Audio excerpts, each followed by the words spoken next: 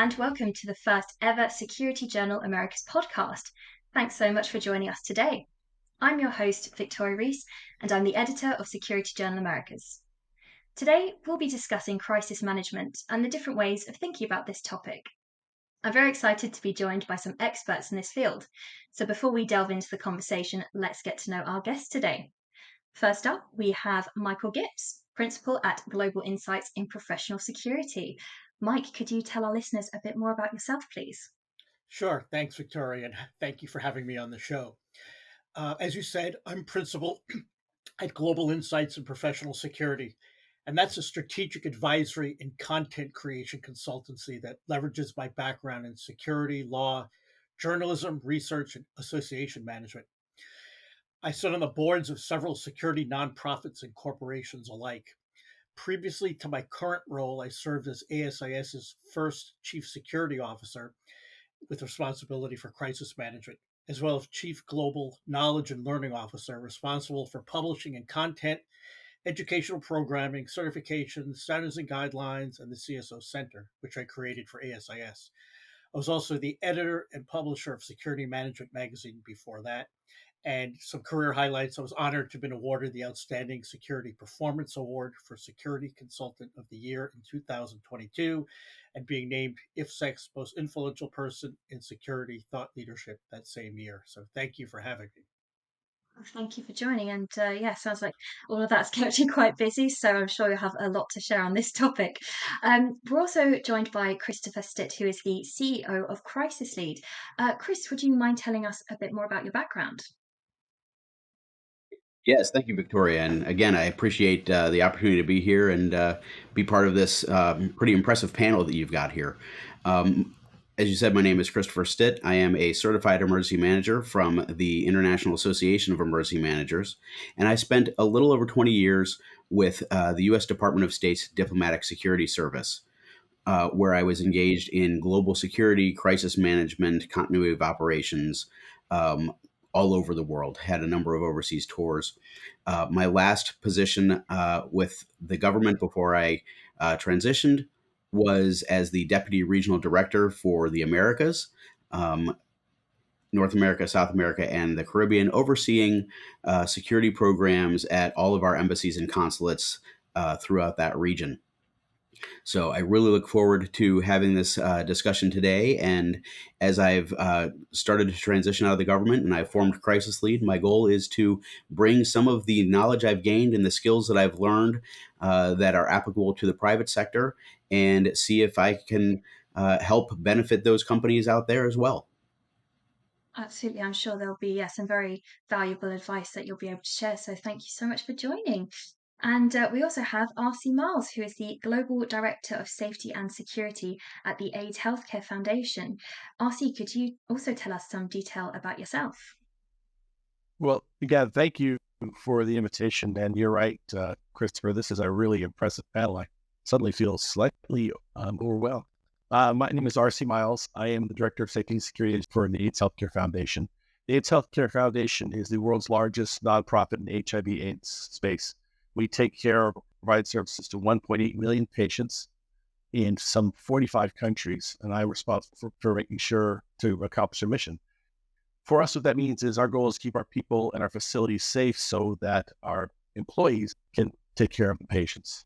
By background, I spent 9 years in the U.S. Army before I went to the private sector. I've worked in the high-tech industry and in logistical security, and did quite a bit of executive protection work in my career. Most recently, in my current role, it's sort of brought all these things together and allowed me to employ them. We have faced some pretty significant crisis challenges. We operate in places like Haiti, Myanmar, Ukraine, Ethiopia. So this is a topic that's near and dear to my heart and has consumed a fair amount of my time. Yeah, I'm sure it has. So thank you so much for joining today. And now that we have gotten to know each other a little bit better, I wanted to start a conversation by actually just defining what crisis management even is and how you would define it. So maybe we actually start with defining what is a crisis and what that means to you. Mike, do you want to start us off on that thought? Sure. I'm not going to give you a textbook answer to this. I could have just to ChatGPT and said, "What's a crisis?" Um, I find crises, and crisis management to be interesting phrases. In one sense, crisis management is equivalent to what we do in security. So in security, you protect the enterprise by preventing incidents, um, and preventing incidents in turn prevents crises from ensuing. So in that sense, all security is crisis management. But in another sense, security is often unrelated to the causes of crises and crisis management. No matter what we do, we can't prepare for every major business disruption like labor strikes, freak storms, train derailments, economic downturns. But we are left holding the bag as security professionals to help manage the way out of it. And how are we rewarded when the crisis is over? We may get more responsibility in the short term, or we may be victimized by reductions in force when the crisis is over. We don't need you anymore. So if you look at crisis management in that context, it shouldn't be a surprise that every company deals with that function in a different way. Um, and I thought to frame this, when you asked me what a crisis was, even companies themselves don't really have a set way of dealing with them. It differs by industry, by size, by region. So in 2019, I was part of a research team that looked at convergence of physical security, cyber, and business continuity management, which is some people use to as an equivalent to crisis management. And what was fascinating was that sometimes business continuity slash crisis management was a discrete function within a company. Sometimes it was merged with physical security, sometimes with cyber, sometimes with both. And then sometimes there were multiple crisis management departments with different names. Physical security might be attached to crisis management, cyber to business continuity, or vice versa. So it's it kind of complicated. There's no set place for crisis management in an organization. And RC, I'm eager to hear how you deal with it, and you've been in many different roles and how you experience crises. Well, so when I look at crisis management, I do like the definition. And this is something that's going to have a significant impact on the brand, the operations, the facilities. I look at in those four buckets, if you will. And it's been my experience that sometimes you can have a crisis, which is a purely brand crisis. It doesn't really affect the operations, but boy, it has a tremendous impact on the value of the company. So part of my background, I was at Hewlett Packard. And when I was there, and if you guys are familiar with it, but there was something called the pretexting scandal. Essentially, some of my colleagues had gotten involved in trying to find out who was leaking information out of the board. And in the process of doing it, they used the pretext to get the information on reporters from the, things New York Times, MSNBC, Wall Street Journal. It was pretty rough. Now, this had no impact on the average employee, nor did it have any impact on our product or our ability to take care of our customers. But the impact on the brand was dramatic. We saw a $5 billion drop in value pretty quickly, actually in one day. So I tend to look at them in those buckets. I look at it in terms of how do we prepare to take care of the known things first. It's been my experience when you have a good planning process that addresses the known. Those that are unknown, you find that you already have the tools you need to pull together for the thing that's unknown. As an example, COVID. Nobody saw that one coming, okay? And there was no one I knew who had a pandemic response plan. Well, fortunately for us in my organization, we had already worked the Ebola case when it broke out in West Africa. So when COVID broke out and we were already working with in China, we already started issuing the, hey, I think we're having a problem here. They're not telling us what's going on. By the time everybody was reacting to it, we were about a week and a half ahead of everyone else. That was because of prior experience in planning. And so when I think of crisis management, I think first of preparation, because the preparation for the known helps you get ready for the unknown. And the final thing I'll say when I think about definition of crisis management, it is a holistic process, okay? You're looking at all of these things at the same time. You can't look at just one. And the holistic also involves the vertical and horizontal leadership of an organization. So it's not a clearly structured process. It's very dynamic. Right? It's got a moving center of gravity that shifts around quite frequently. But if you look at it in terms of those buckets, preparing for the known and responding to the unknown, that's kind of how I define the process of crisis management. And I'd just like to add on to that. I like to look at the difference between emergency management and crisis management. And really, the difference comes down to your scale, scope, and impact. You may have excellent emergency plans, such as, for a fire at a facility, um, or you may have excellent plans for natural disasters, things like that. And those will help you manage and mitigate and hopefully prevent an emergency from becoming a crisis. But there will be times when, based on the scale, scope, and impact, that it will need to be a crisis that needs to be more delicately managed. For example, if you're a company out there and one of your drivers driving around in your branded truck has a car accident, that is something that may be an emergency. It's localized, it has a limited impact. You've got to be aware of the brand impact and things like that.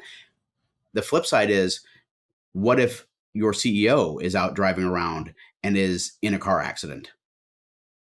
Again, your scale, scope, and impact is different there. You're going to need to manage that one a little bit differently.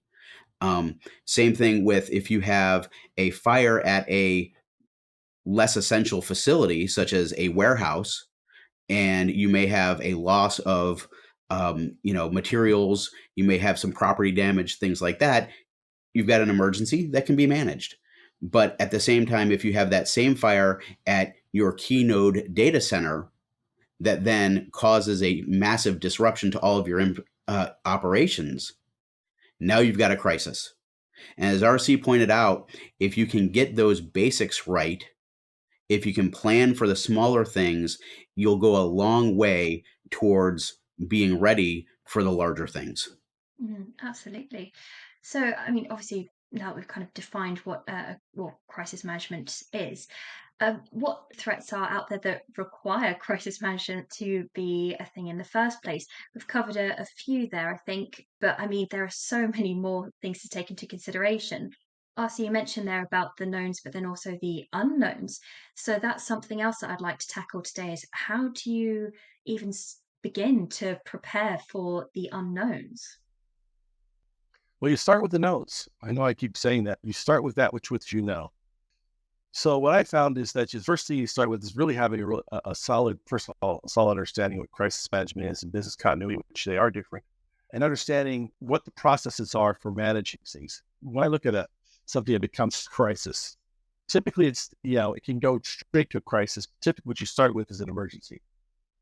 And so when an emergency goes bad, and I'll use Chris's example, driver gets in an accident, not really a big deal. Driver is drinking when he does it, runs into a minivan that's carrying Girl Scouts on their way to sell cookies. You have in a major market area like Los Angeles, New York, you have a big problem. So you start with the knowns, and you look at the tools for managing emergencies. They're pretty much similar. The incident command system, the structures, the things that you can do, they're part of our profession. They're portable. They can migrate from one emergency to another. It's the structure that helps decision making. Then once you have a good structure, you then go into what I would say the training. And the training phase or education phase for leaders at all levels and employees, what they can and can't do based on what they see. If you can get the acute phase not to go too badly, then the crisis management phase is easier to manage. And when you have a solid base for handling those things, then the unknowns become easier. The biggest challenge with unknowns is convincing people that they need to prepare for the unknown. For example, if I told you on September 9th, 2001, that somebody was going to take a bunch of airplanes and fly them into Twin Towers, probably would have answered you've been reading too many Tom Clancy novels. And you would have been right. Nobody would have believed that. So the systems that you make and build, the tools that you have in your toolbox, that you convince people, here's what we need to know for known risks, using the data you have at hand, allows you to say, here's how we can apply this to this unknown risk. Absolutely. Chris, do you have anything to add to that?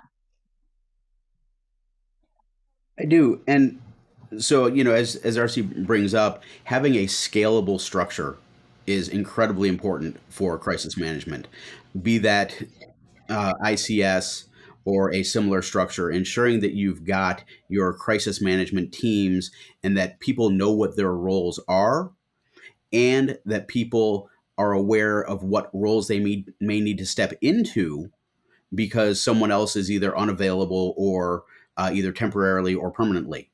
So, one of the things that we used to preach when I was a regional security officer overseas was personal responsibility for personal safety and security, understanding what your role is in the little things, the mid things, and the big things, so that you're able to step up and take those actions when it is time to. Because again, a lot of crisis management is actually mitigation, lessening the overall impact, lessening the possibility that the issue will grow, lessening the opportunity for the problem to occur.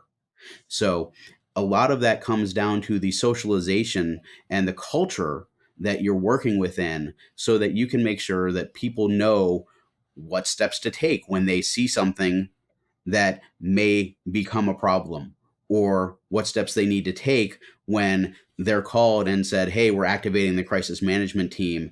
And that is not the time to pull out the plan for the first time and say, what am I supposed to do now? The other problem that we run into is the trap, two traps really. Number one, well, that's never happened before, so why do we have to worry about it? RC kind of commented on that. The other trap that people fall into is, you know what? We really don't need to plan because we're really, really smart people and we'll be able to figure it out. And we don't need to go through rehearsals. We don't need to run tabletops, things like that, because we've got a general plan. We'll just pull out the plan or we'll ignore the plan when something happens and we'll just be able to figure it out. And one of the problems that attitude causes is, yep, you might be able to figure it out, but will you be able to figure it out as efficiently and as quickly and minimizing the impact as if you had actually gone through the process in the first place? Yeah, definitely. Mike, do you have any other thoughts on that point? I do. And I'm going to agree with my esteemed colleagues about 85% of what they said. Certainly, having the sort of the base of preparation, being prepared for the knowns will set you up for the unknowns. Having a scalable structure, people know their roles, role of mitigation, culture, um, all great points. Where I would slightly um, disagree is that I'm a big believer, and I'm not a Bible scholar by any stretch of imagination, but Ecclesiastes says, "What has been will be again. What has been done will be done again. There's nothing new under the sun." I would argue that, well, where RC said nobody would have seen 9/11 coming, nobody would have seen COVID. That's 99.99% true. However, people who study, and I'm a big believer in studying historical incidents, um, and reading a lot and reading what forecasters say, um, would realize that the there were attempts to commandeer airplanes that were found by intelligence agencies going back from the early 90s. So it wasn't beyond the realm of possibility. Planes had run into the Empire State Building. These are small planes, but a plane had landed on the grounds of the White House. So and there were a couple of other bigger incidents. Or kamikaze pilots were active in the 40s. So it shouldn't have been beyond the realm. I mean, what they hit at the same time, yes, the scale of it, but it shouldn't be a shock. Same thing with Katrina. Everyone's, oh, we couldn't see that, but FEMA predicted it. With COVID, yes, the length of it and the toll it took, especially on the economy. But I did and I'm certainly not a master at creating business continuity plans, but we had in our plan for ASIS, we had not COVID, but we had, the flu or some long-term illness that, that took people out of the office for, maybe a month, and we'd have to work at home, blah, blah, blah. So there were people far smarter and more prepared than I am who uh, maybe had a better plan going further out. But it all goes down to risk management, and this is not to be critical of RC in any way, because I said 99.999% of people wouldn't have thought of this or prepared for it. But you know, it's out there. It just goes down to risk management. Everything goes back to risk management. You have to do risk assessment. What kind of measures are you going to take based on the risk out there? You can't do everything. You have limited resources. So I will leave it at that. Maybe I agree with RC and Chris 90%, right? Just I want to make a slightly different point. And if I can tag on to that, Mike, a couple of things, to bring up with that and looking at the possibilities and things like that. Tom Clancy had in one of his novels, an aircraft pilot, airliner pilot, driving his plane into the Capitol building.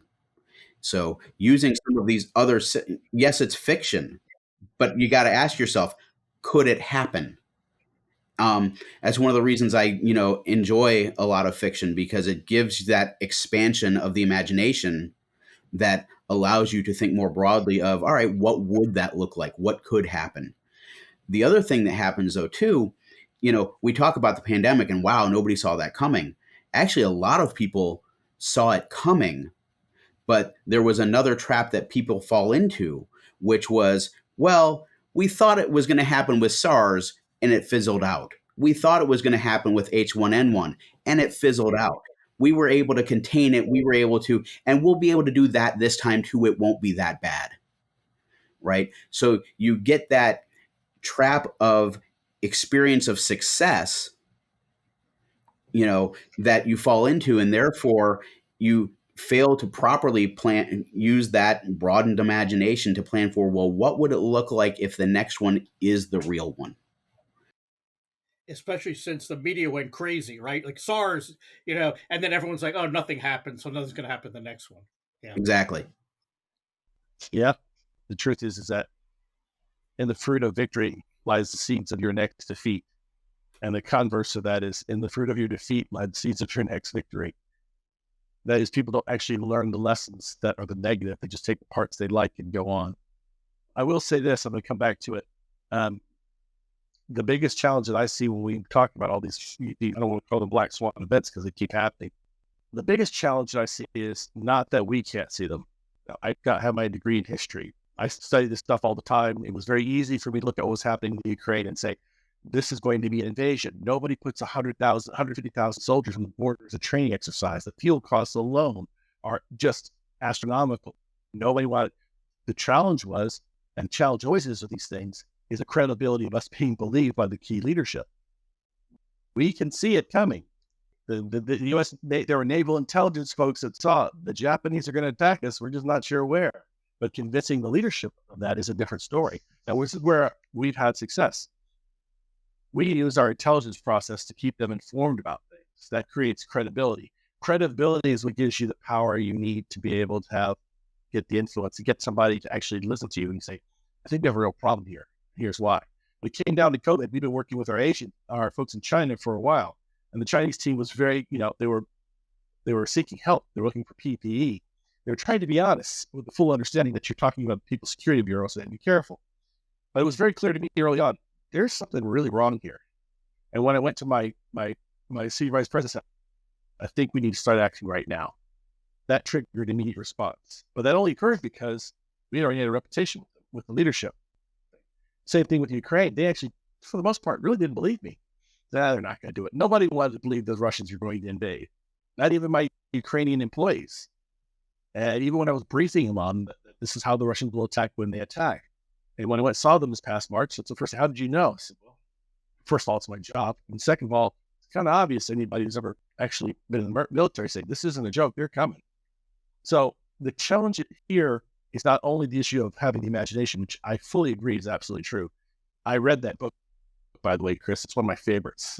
And the challenge you have here is, can we be credible enough for people who just don't see it? They don't see it yet. That's the challenge, because the decision makers, as Mike pointed out in the risk management model, they're not us. Okay, we are the advisors and the professionals. There are people sitting in the C-suite that have to make the call. They sit in the big chair, they get to make the big call, and if they call it wrong, it can be quite painful. So we have to be there to try and have that credibility. This is a slight segue, but part of that comes back to the power of storytelling. How can you paint a picture for them to help them see, okay, you don't believe it is possible, but for a moment, what would it look like if? And get them to start to actually, and what would be the impact on our operations if? And that's a technique that you can use. That power of storytelling, that ability to paint a picture, is a technique you can use to gain some of that critical buy-in. And then when something does happen that's very similar to the story you told, RC, you're exactly right. People say, well, how did you know? And that, again, builds that credibility. I think that is an effective way to break through the noise with the storytelling, as Chris says, because right now we're being bombarded with crises. I didn't make up this term. We're living in an age of perma-crisis. So, yeah, we're hearing that, climate change, we're seeing flooding in the California desert. There's wildfires going on in Canada. The monsoon season is changing in India. Um, and so on, with unpredictable weather. And the news cycle, as we said, can turn anything into a crisis. In the United States right now, we have, it's very documented that we have social division, you know, characterize both sides of the spectrum or all sides of the spectrum. And then you get to the volatility of social media, where a content or a meme, and usually these things are only partially true or not true at all, circles the world in a second and gains currency. So right now we have a powder keg of all these people who are upset, different issues. We're in an age of high inflation, um, a lot of uncertainties, and we have a powder keg, and then social media is like the fuse leading right up to the powder keg, and if someone lights it off, the whole thing's going to blow. So my point being, giving clarity to your executive when they're being bombarded with all these things at all times is extremely important. So what I'd want to echo what RC and Chris articulated. Obviously, I think we've quite clearly demonstrated the importance of crisis management today. But I do also want to talk about the challenges that people who work in crisis management face. So, obviously, handling crises is one of them. But are there any more, or is there any more detail that you'd like to add to that?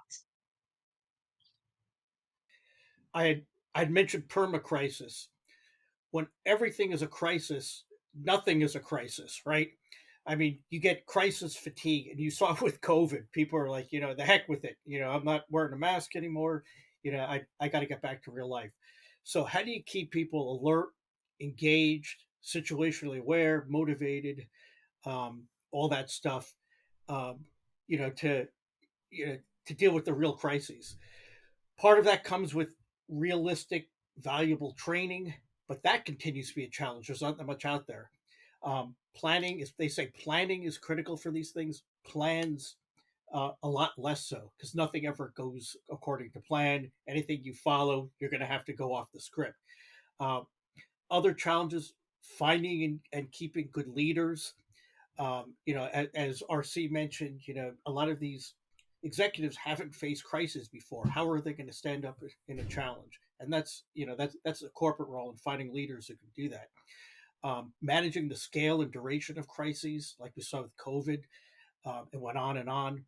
And maybe most important challenge for crisis management is failure of imagination. So people are like, okay, we're gonna have climate change issues, blah blah blah, anything that they're used to. But what happens if the internet goes down? That is almost inconceivable. And is anyone planning for that? Or an electromagnetic pulse, or more, maybe a solar flare takes down electronics. All the stuff in the cloud becomes unavailable. Our phones just become paperweights, right? Are we back to using landlines, typewriters, and bicycle couriers? Does anybody even have a landline anymore? That's the problem. There is a military analogy to this from experience. Those of us who were in the military years ago actually knew how to use a map and compass. We learned that very early in our service. The Army and all the land services, the Army and Marine Corps in particular, still force young men and women to learn how to read a map and use a compass. And of course, the common, why do we need this when we have GPS? And we know that GPS can be taken out quite easily, actually. GPS jammers are not that difficult to do. We need to be prepared to operate old school. And so what you're talking about, the challenge is that as every generation progresses in their technology, the ability to do old school falls off. I mean, how many people know how to start a fire without a match? Okay. Very few, because they don't have to. If they really want to start a fire, they go over to the oven, turn it on, and the dang thing lights up on its own. So these are always challenges that every society faces as they're moving along. The bigger challenges is how do you justify keeping something that you're probably not going to use very often? And I'm talking about even our business-based phone systems are voice over internet protocol. So nobody has what they call a POTS, plain old telephone system line. They're gone. So the challenge that we have to have is to find that balance of what's the basic, what's the minimum you have to do to keep things going. And then the real trick is convincing leaders that they need to put the time and effort into it. I would say when we talk personally about challenges, what are some of the challenges for crisis management? It's really about credibility.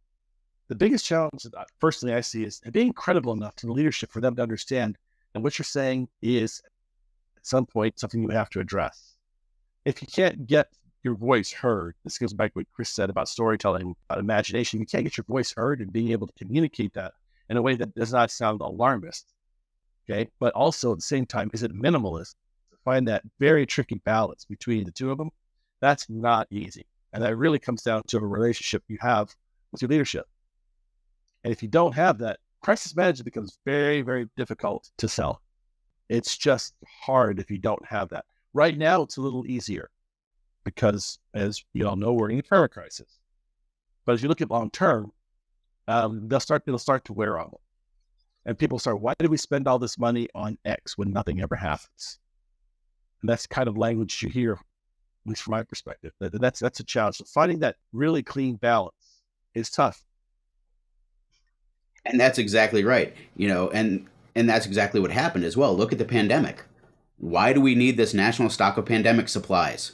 It's been 100 years since there's been a pandemic, and the last couple, things that we thought were going to be a pandemic fizzled.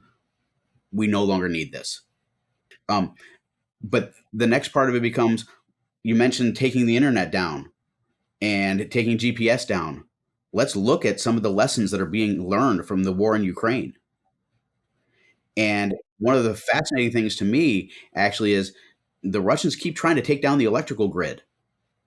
But quite frankly, the move to localized solar has managed to keep things up a lot more and a lot longer than anybody anticipated. So it's not just a climate change issue and a green energy issue, it's a continuity issue. Same thing with communications and internet and the ability to have, localized networks that can stay up and running for key features and key things that don't necessarily rely on the internet. And how does that look, be it satellite based, be it hardwired, different things like that, especially for your key critical infrastructure, so that you can maintain your continuity and you can manage that crisis and mitigate the impact. But it comes back to, that's going to cost money. Yes, it will. But what are the other things that you can do? And this is one of the challenges of crisis management today as well. What are the other things that you can do that you can sell as concepts and ideas that you're not selling as a crisis management idea, but as a core business idea that can be then leveraged when a crisis occurs? right? And there's things out there, like I just mentioned, communications, energy, different things like that, that you can work with other key stakeholders in the company and say, how will this potentially improve your operations if we do these things? And by the way, this is something that will also be beneficial in a crisis. Building in some redundancies, making sure that you've got key stakeholders in the room at different conversations, that you're going to need to rely on these key stakeholders anyway when it becomes a crisis, so that they've got the underlying knowledge of some of the operations and some of the concepts, so that when a crisis occurs, it's not the first time that they've thought of these things or that they've walked through these things. Absolutely. So we've had some absolutely fantastic discussions today, and I really appreciate all of that. I think if there was just one thing though that you'd like people to take away from this, from listening to this podcast, what would that be? Chris, let's start with you. I would say one thing is building relationships from the get go so that you can understand the perspectives that other people bring, understand what their roles and problem sets are, and so that you can gain the credibility necessary when a crisis occurs, that they will have faith in you and find you capable and ready to mitigate that crisis. I'm going to add to that because actually that was my first thought, was credibility and what you need to do about the relationship. And the second part is you really need to know your business. You really need to understand the crisis, the emergency management, crisis management process, know the tools of the trade that you have at hand and the ones you can tap into, so that you don't have to research it in the middle of these sorts of things. You have that credibility, you marry it with, here's my knowledge base, you get actions much faster. So you have to have the credibility. That's about the relationships. Sure and simple. There's no way around that. Okay. But the second part of it is having the credibility, but then you need to make sure you know what you're talking about. I've unfortunately seen a number of people claim to be experts on something, and you pretty quickly figure out after a day or two, okay, this person's just winging it at this point. So having that base knowledge of what you're supposed to do and how things are supposed to work, and how you integrate into all the kind of interconnected things, both internally and externally, that come together in a crisis. You need to be the one that knows how all those pieces work. That way, we apply your credibility, have that credibility, you bring that information to the leadership. They can make informed decisions based on solid, evidence-based material. My parting point would be: don't be a victim of thinking in lockstep with common wisdom or orthodoxy. Um, be brave enough to think expansively. And I think RC and or Chris talked about not fighting the last war. We always find ourselves doing that. Um, think, look to the future, think a step ahead of others. Um, we have predicted a lot of the things that people said are not predictable. And uh, worst comes to worst, we prepare for the knowns as best we can, and as RC said, prepare. That prepares us for the unknowns. I started off by saying that crisis management, in a way, is the same as security. In a way, um, security is also comes down to risk assessment and risk management, and so does crisis management. So I would put a bow on it by, it all comes down, your crisis management all comes down to risk assessment and risk management. Absolutely. So, well, I think that's for sure given people something to think about there. Unfortunately, though, I think that's all we have time for today. But I really appreciate you all joining me and your absolutely fantastic discussion. I'm sure it will have given our listeners something to think about and something new to think about within crisis management. Thank you, Victoria. And it was a real honor being on the panel with RC and Christopher. They bring years of wisdom and practical experience to this area, and I knew that they were gonna bring some insights that I hadn't thought of, and I found myself adjusting my thinking on the fly as we were going through this podcast. So, and tailoring my comments. So it was challenging, and it was thoughtful, and it was. eye-opening, and I hope this helps others as well. So thank you for doing this, Victoria. For having us today. I really appreciate the opportunity to learn from my esteemed colleagues here, and I wish everybody the best as we manage our future crises. Thank you for the opportunity. I definitely want to thank Chris and Mike for their insights. I've learned a number of things here. I hope this helps others as they listen to it, because it seems like we are stuck in, as Mike so aptly put it, in the perma crisis, which I always find kind of exhausting because you become numb to it. And it's knowledge like this and shared experience like this, I think, can help put some clarity in what generally is a fairly muddy situation. So thank you again, Michael Gibbs, Christopher Stitt, and R.C. Miles. I have been your host, Victoria Reese, and this has been the Security Journal Americas podcast. Thanks for listening again, and be sure to keep an eye out for our next podcast coming soon.